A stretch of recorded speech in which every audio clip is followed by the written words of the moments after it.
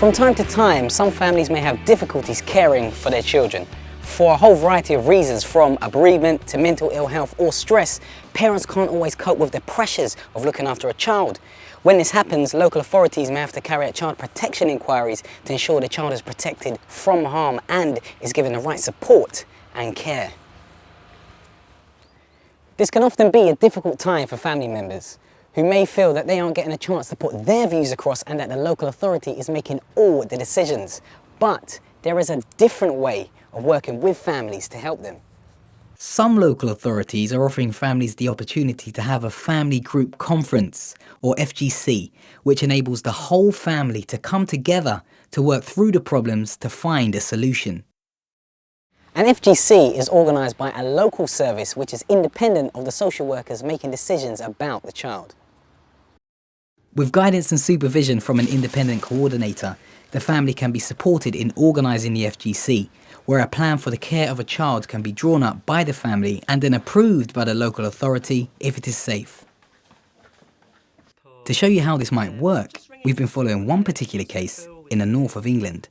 It's about a baby who was born in January of this year called Katie. Now, both her parents have got parental responsibility, but both are heroin users. Now, we are sending a letter before court proceedings are issued, because Katie's currently living with maternal aunt and uncle, and although that is working well, we need more permanent placements. So yeah, that sounds absolutely fine for a family group conference referral. The local authority has been concerned about Katie's care for some time, and she is currently the subject of a child protection plan. This plan involves her staying with a maternal uncle and aunt for the time being, whilst the child protection concerns are addressed, and this has been agreed with her mum and dad. After the referral has been made, it is the family's decision as to whether an FGC will take place.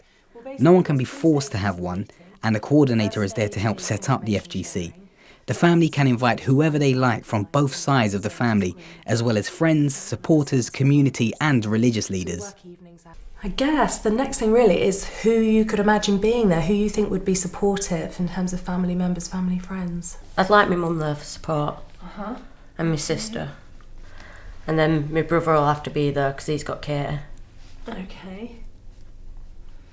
How about yourself, Carl? Any ideas? Yes, I would like my sisters to go if it's possible. Okay. My role as an FGC coordinator is to facilitate the family group conference meetings. I go and meet with the family and decide, explain the process to them and provide advocacy services when necessary. Once we'd agreed that we were going to be involved in an FGC, we got a visit from an FGC coordinator.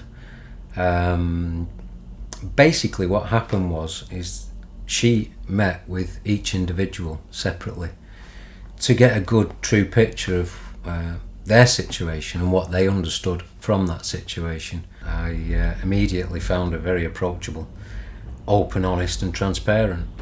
The coordinator will visit all family members identified as participants to invite and prepare them for the FGC, answering questions and ensuring that the time and place are suitable for all. Susan and Carl are both very keen for a family group conference to happen, which I think is really positive.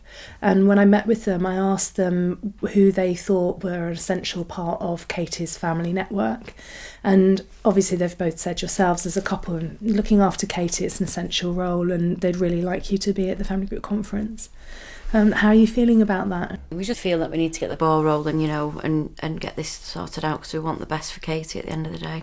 Any children involved in the FGC should be offered an advocate. It is also good practice for vulnerable adults to be offered this support. The advocate will meet with the child to find out their needs and how they want to participate. The child will be encouraged to get involved in planning, including designing invites and deciding on the food. The family group conference meets at a neutral venue, arranged by the coordinator following discussion with the family at a time that suits family members. This may be at the weekend or in the evening. Food should always be available with the family deciding the menu.